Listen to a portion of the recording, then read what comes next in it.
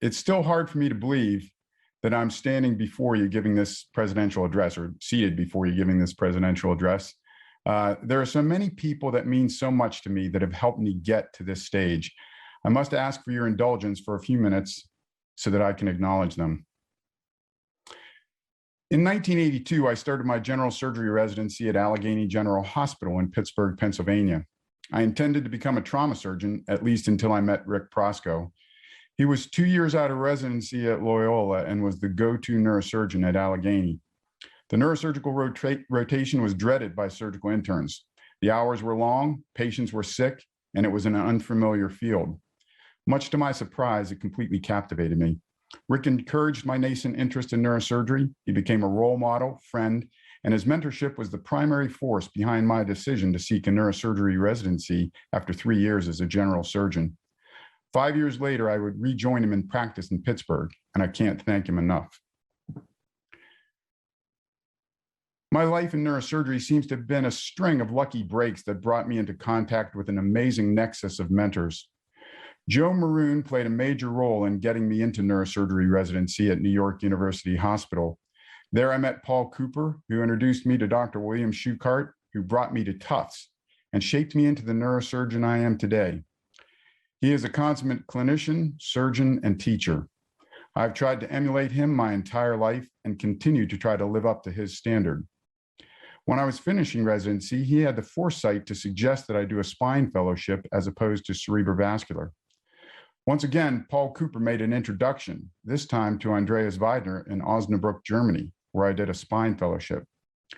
Schuchart subsequently introduced me to David Kelly, who was somehow able to lure my wife and me to Winston-Salem, North Carolina, where we have been for nearly 28 years. Dr. Kelly was an amazing early career mentor, and I am so honored to be the David L. and Sally Kelly Professor of Neurosurgery at Wake Forest. We have a great team at Wake Forest that I am so proud of. We are spread out over many locations, so this picture represents a small part of the entire team. I wish I had time to thank them all individually. I also want to thank our great resident team and faculty. They've been so supportive over the past 16 months, and I must thank them. But I must specifically mention Charles Branch, our department chair. His leadership over the past 20 years has resulted in tremendous growth in all aspects of the department, clinical, research, and education. I'm so proud of our department and what it has become. For 28 years, he has been a great partner, great supporter, and great friend. And I thank him and our entire team for helping me get here. I became president of the AANS at a time of unprecedented crisis for the organization. Every leader and employee of the organization rose to the challenge, proving our strength and resilience. Without the leadership shown by Kathleen Craig, our CEO, and the Herculean efforts of her entire Rolling Meadows leadership team and staff, we could not have weathered the storm of the past year and a half as we have. The board of directors and the executive committee faced the challenge of governing the organization through an entirely virtual year. I could not have done this without them. I cannot tell you how much I relied on their counsel and support. I particularly want to note Chris Shaffrey and Reg Haid, the past president and president-elect during my term. We were in uncharted waters. I needed their help, and they were always there for me. It was truly a team effort, and they have my eternal gratitude. Although our professional lives seem to consume the majority of our time, our personal lives keep us going, re-energize us, and give our lives greater meaning. In recognition of this, I must mention my fishing buddies, whom Carl also introduced you to. 4 unlikely compadres were brought together over 30 years ago by Carl Heilman. Our annual trips have carried us literally around the globe, and those 3 men are my brothers. Their friendship means more to me than I can say.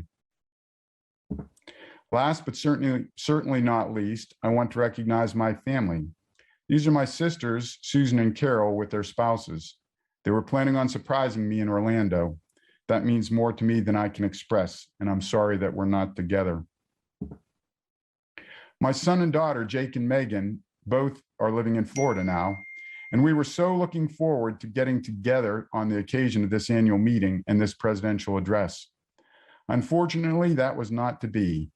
Although we were not physically together, they are here in my heart. They're the light of my life and my pride and joy. As I admire the wonderful human beings they have grown into, I realize that everything good in my life stems from the most important relationship I have had on this earth. Marion has been my partner, my friend, and the love of my life for over 30 years. You are the glue that binds our family, and your love and support has enabled me to pursue this career. I love you and thank you for all you have done to help me get to this position. Well, here we are, August 2021, more than 18 months into the pandemic. I must say this is not where I hoped we would be. The pandemic has caused devastation unprecedented in our lifetimes. Worldwide, over 200 million cases, deaths exceeding 4.25 million. In the US alone, there are over 35 million cases and more than 615,000 deaths and counting. So how does COVID stack up to the other pandemics during our life and throughout history? The bubonic plague is the pandemic that all others pale in comparison to, and that we pray we never see again. In more recent history, however, worldwide deaths in the 1918 influenza epidemic surpassed COVID-19 deaths by an order of magnitude, at least so far.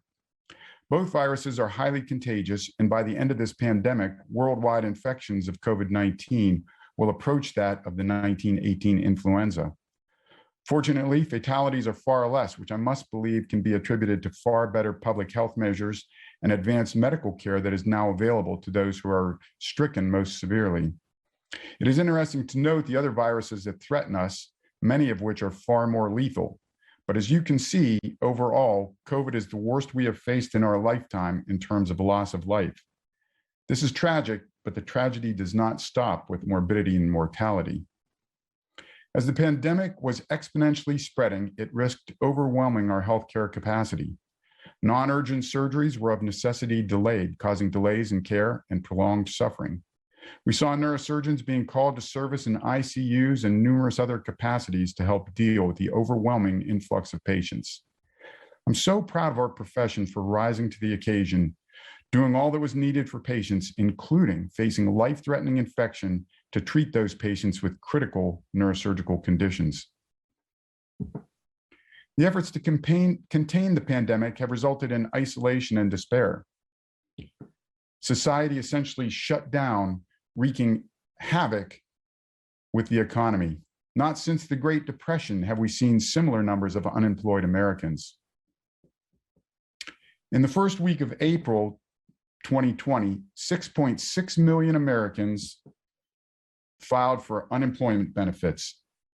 Even during the Great Depression, there was never such a rapid rise in the rate of unemployment, and we are still feeling the economic effects. The AANS has also been severely impacted. April 2019, Chris Shaffrey took over as AANS president and began preparing for the 2020 annual meeting scheduled for April in Boston. Plans for the meeting were being finalized when we heard about a novel virus that had surfaced in Wuhan, China. The first death in China was reported on January 11th, and events quickly deteriorated. 10 days later, we had the first US case, and by the end of the month, travel was suspended from China. The first death in the US occurred on February 29th, and the writing was on the wall. It was apparent we were facing a serious global pandemic. The speed with which the situation changed was amazing to me. The AANS EC and annual meeting committee were monitoring as events unfolded, and a call was scheduled for March 12th to assess the prospects of proceeding with the meeting. As fate would have it, the day before, the WHO finally declared COVID-19 a pandemic. Under Dr. Shaffrey's leadership, we made the tough but necessary decision to cancel the Boston meeting. Under Kathleen Craig's leadership, Anne-Marie Bray, our director of meetings, and her team implemented the complexities of canceling the meeting. Immediately, the Scientific Program Committee under Richard Byrne and our Rolling Meadows staff, led by Samantha Lubring, Director of Education, rapidly switched gears to transition much of the scientific content to an online format to meet the CME needs of our members. Within 5 days of canceling the 2020 meeting, the office in Rolling Meadows would close and staff would not be back on a regular basis for 15 months. We rapidly accommodated to the virtual meeting environment. On April 25th of 2020, we held our first ever virtual business meeting, where I took over as president of the organization. During the coming months, the AANS, through the Education Committee, continued to develop online educational content for members. New courses have been regularly offered through AANS NeuroU. These have included the Sessions in Neurosurgery for the Advanced Practitioner, and in March of this year, we launched the AANS Envision series, Tony Asher's brainchild. The novel concept is to host recurring interactive online forums addressing current issues, medical and otherwise. The first installment of this series was 2020, the year that changed everything. I'm enormously proud of how our entire organization responded to our members' educational needs throughout this year. They have my immense gratitude. As we entered this summer of 2020, the predicted second surge happened with historic numbers of hospitalizations. Summer turned to fall, and it is increasingly apparent that any hope of holding our annual meeting in Vancouver in April is unthinkable. However, at this time, there is a glimmer of hope with news that a vaccine may be available months ahead of when anyone thought possible. With the prospect that vaccinations could begin before the end of the year, the meeting in Vancouver was moved to August. The Pfizer vaccine received emergency use authorization on December 11th of 2020, reinforcing our hope of an in-person meeting 8 months later. However, as we move into the new year with a new surge, it becomes increasingly apparent that a delay to August offers little assurance that we will be able to hold our in-person meeting in Vancouver. The borders to Canada are closed, and it is unclear when they will reopen. So once again, Anne-Marie and her meetings team, now 6 months from the anticipated date of the meeting, are starting from scratch, organizing our annual meeting in Orlando, Florida. I thought we were clever moving to Florida. As April came and went, our decision to not to proceed, in Vancouver was validated as the borders remained closed. After an entire virtual year as president, on April 17th, I handed over the reins of the organization to Reg Haight. We were confident that with vaccines, we would be rounding the corner towards home with the pandemic well in hand by August. What could go wrong? Well, Delta is what went wrong. It's now the dominant strain of the virus. It is more virulent, can infect younger individuals more severely, and is causing more breakthrough infections, with those individuals being able to readily transmit the virus to others. Florida has been especially hit hard. They are now at nearly 16,000 COVID hospitalizations per day. In early August, Florida was seeing record numbers of hospitalized COVID patients. The surge had only taken 27 days to reach those record numbers, something that had taken 60 days the previous summer. At the time, predictions were that COVID hospitalizations would peak sometime during this week, during the proposed dates of our annual meeting in Orlando. It became clear that for the health and safety of our members, guests, exhibitors, and the entire organization, we had to change plans once again. With less than 3 weeks to go, the team has pulled off the remarkable feat of switching from in-person to totally virtual for essentially the entire annual meeting. To say that I am proud of all of them is a gross understatement. I do not have adequate words to express my respect and gratitude to the entire team. When elected president of the AANS, I began to think about the theme of the meeting and decided to focus on the issue of unity in our specialty, which has been important to me and, in my opinion, is of existential import to our specialty. Subspecialization can fracture a specialty with negative consequences to the profession, training, and ultimately patient care. It was this thinking that drove the selection of the theme for the 2021 annual meeting, Neurosurgery United, Stronger Together. However, after the 2020 meeting was canceled, and as the pandemic continued to worsen, the theme of the meeting began to take on new meaning. This was further brought into focus for me as I watched demonstrations unfolding, protesting the deaths of Black individuals that had occurred during their arrest or while in police custody. The tragic murder of George Floyd while handcuffed and pinned to the ground by police officer Derek Chauvin was a tipping point. Bystander video of the crime was widely circulated and drove protests in over 140 cities across the US. In many locations, protests turned violent. Vandalism, arson, looting, shooting. We watched the nightly news horrified as the civil unrest played out before our eyes. It seemed to me the strife was tearing our country apart. The AANS is not a political organization. We are an organization whose mission is to promote the highest quality of patient care and advance the specialty of neurosurgery and neurosurgical education. The values we espouse include integrity, leadership, excellence, and professionalism. This time of crisis called me not to make a political statement, but to reaffirm the values we hold as an organization. Of all times, this was a moment that I felt our specialty needed to be unified. I invited Steve Kalkanis to join me in a communication representing both the AANS and the Congress of Neurological Surgeons. I believe this unified message, espousing the values of our neurosurgical organizations, made us stronger as a specialty. I want to emphasize, this is not a political statement. We have members that hold political views that span the spectrum. The goal was to unite our members by publicly reaffirming the organizational values of our specialty societies. As we progressed through 2020, the divisions in our country seemed to deepen as the political process played out, leading to the presidential election in November. I think it is safe to say that never in our lifetimes has there been such a contentious election. Controversy and disagreement over the outcome of that election heightened tensions in our country and drove further social unrest. Once again, we saw peaceful protests devolve into violence as demonstrators broke into the Capitol building, seeking to stop the certification of the presidential election.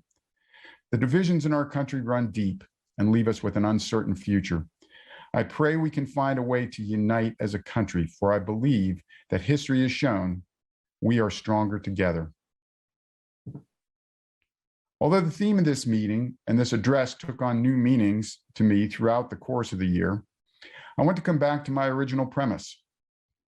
I've been concerned about the potential for balkanization of our specialty. The term balkanization was originally coined at the end of World War I to describe the ethnic and political fragmentation that followed the breakup of the Ottoman Empire, particularly in the Balkans. This term has been applied to medical specialties in several circumstances, including general surgery.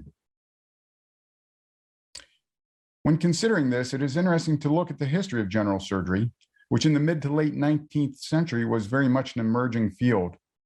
In this era, the practice of surgery was somewhat primitive. It was not until the 1900s that the likelihood of surviving surgery was greater than the chance of dying during or as a result of surgery. Early in the 1900s, there was a rapid growth and specialization in the field. Previously, surgeons had covered the entire spectrum of surgical disease. As techniques and skill improved, surgeons began to focus their practices, which was the start of fragmentation of the field. This is not to suggest that this early delineation of different surgical fields was in any way detrimental. It is debatable whether growth of knowledge preceded specialization or whether specialization led to increased knowledge. I believe there is evidence both ways. But as safety and efficacy of surgery improved, the number of different procedures and their utilization has grown.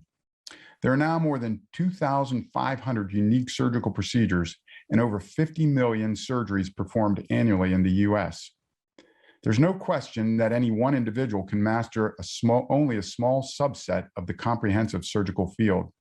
It stands to reason that the logical division of the field into anatomically and pathologically cohesive units allows a focus that drives mastery and improvement. Malcolm Gladwell, in his book Outliers, postulates that it takes 10,000 hours of focused practice to master a talent. I'm not sure this translates directly to surgical skills, but I believe that although one might debate the specific number of hours or repetitions, the concept itself is valid. So then what would be the issue parsing surgical fields or any medical field into smaller disciplines? More recent developments in general surgery serve as examples of the pitfalls associated with balkanization of the field. Several studies have suggested that recent graduates of general surgery residency do not feel ready for independent practice, which is further supported by fellowship director's assessment. The ACGME divides general surgery into 12 operative domains with 132 core operations. Graduates of surgical residency are expected to achieve milestone level 4, indicating that they can independently perform most of the core procedures. Bonin and colleagues reported that 2/3 of graduating residents did not achieve that level of competence in all core procedures. Even in the most commonly performed core procedures, there was a significant percentage of graduates that are not practice ready. Consequently, 80% of general surgery residents go on to do fellowship training. Perceived advantages of fellowships listed by graduates include greater sense of competence, greater prestige, and higher salary. One thing that is certain is that the number of general surgeons has been in decline for over a decade. As reported by the AANS, the total number of active general surgeons has declined by almost 5% over the past 12 years.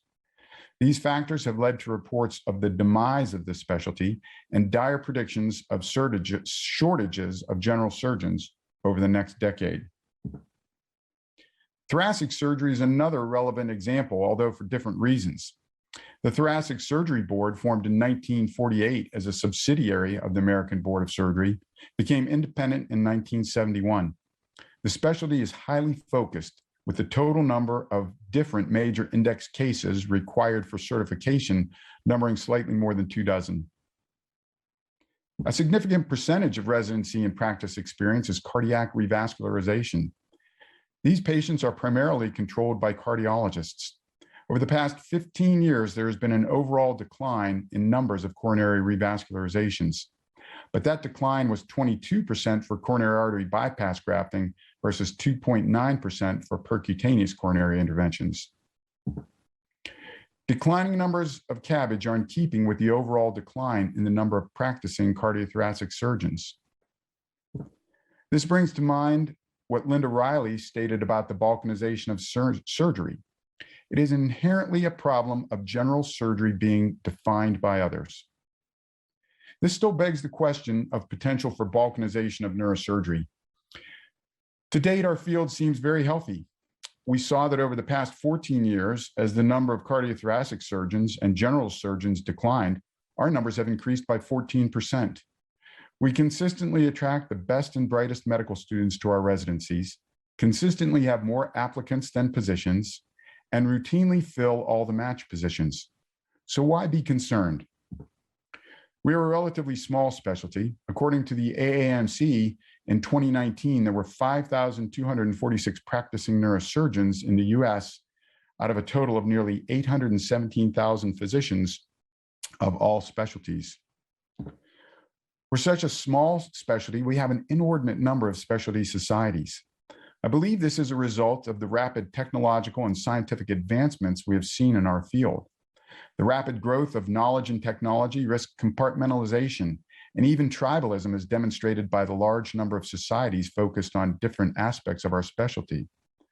Our specialty, as currently defined, enjoys tremendous respect from the public, our peers, and our healthcare institutions.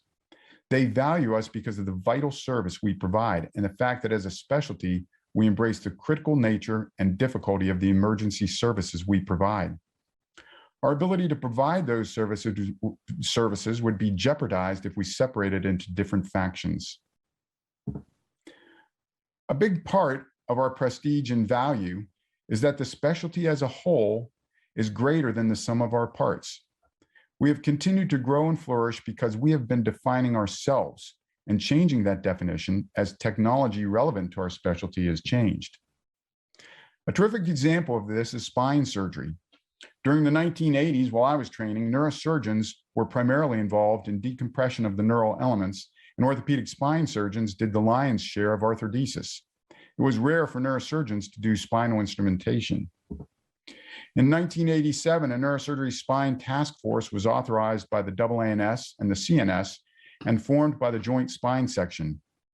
A letter from Stuart Dunsker to David Kelly at this time made the point that there were currently only 2 neurosurgeons with significant experience in spinal instrumentation, George Seipert and Sanford Larson.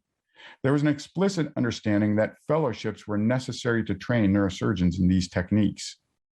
But the key to success of this endeavor was the insight that these skills and techniques must become an integral part of neurosurgery.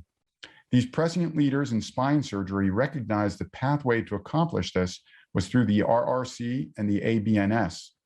Spine surgery training was mandated before many were comfortable with the concept, but it pushed the field forward. The incorporation of this field into mainstream neurosurgery has resulted in neurosurgery becoming the driving force in spine surgery. Neurosurgeons now perform most of the spinal surgery in the US, drive innovation in the field, and have become recognized leaders in the field across all specialties. Cerebrovascular neurosurgery was experiencing similar growing pains in the 1990s. Rapid advancements in technology related to cerebrovascular neurosurgery were initially being driven by those outside of our specialty. Pioneers like Nick Hopkins and Robert Rosenwasser had to train with specialists from other fields. They developed their endovascular expertise in the field through cross-collaboration with other specialties. As the endovascular field advanced, so did the risk of balkanization. Debate and controversy arose as new and innovative techniques encroached upon long-accepted treatment paradigms. The potential divisions in the field were recognized and addressed in a manner similar to what had been done in spine. Endovascular task forces were formed. The first one in the late 1990s focused on developing training standards jointly with neuroradiologists. Then in 2002, the CV section formed an endovascular task force led by Nick Hopkins and Bob Harbaugh to develop recommendations regarding integration of this new field into neurosurgery. There was a recognition then, as there had been in spine over a decade before, that it was critically important to bring this developing field into mainstream neurosurgery. When I became chair of the cerebrovascular section in 2010, it was clear that progress had been made toward the goals laid out by the endovascular task force. Exposure to endovascular techniques were now mandated in neurosurgery training, but not all the goals were met. There was a perception amongst some of our members that the section was resistant to advancements being made in endovascular neurosurgery. They desired a greater voice in the section in terms of education and leadership. There was the potential for creation of hostile factions, which is the breeding ground of balkanization. My focus, as that of many before me, was to try to unite the section. This took several forms. Rules and regulations changes were passed to more engaged membership through electronic balloting and a more open nomination process. We collaborated with other societies to develop accreditation and training standards. And we reconvened an endovascular task force now being led by Greg Thompson and Peter Rasmussen. Once again, the emphasis of the task force recommendations was the incorporation of endovascular training into neurosurgical residency. Throughout the past decade and before, neurosurgeons' influence and importance in this field has continued to grow. Endovascular neurosurgeons are the leaders in cerebrovascular neurosurgery. They're also the leaders in cross-specialty organizations. They are the thought leaders, the innovators, and the driving force in this field, and neurosurgery's influence continues to grow. There are many contributing factors, but in my opinion, the primary one has been the integration of endovascular into neurosurgical residency training, including the ability to do the first year of fellowship enfolded. Once again, neurosurgery came together, united for the common good of our specialty and our patients.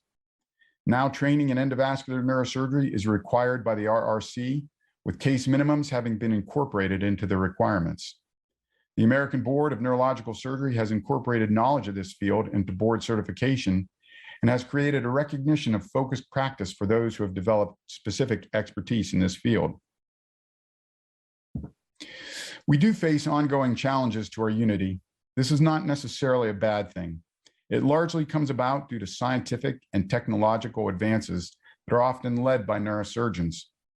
A current example is the rapid advances being made in understanding of spinal biomechanics and techniques related to spinal deformity surgery. As we have seen before and will undoubtedly see again, this runs the risk of creating factions that can divide our specialty. We cannot allow this to happen now or in the future. and the playbook remains the same. We must insist that our residency training programs integrate these advances as they are key elements of our specialty, neurosurgery. We must continue to be the ones who define our specialty. The year of my presidency was unlike anything I could have imagined. Going into it, my aim was to emphasize the importance of keeping neurosurgery's disparate subspecialties together. I still believe that is of the utmost importance to our specialty. But more importantly, the events of the past year and a half have demonstrated the toxic effects of political and social division in our country. Even though we can never achieve unanimity of opinion, I pray we can be united in purpose.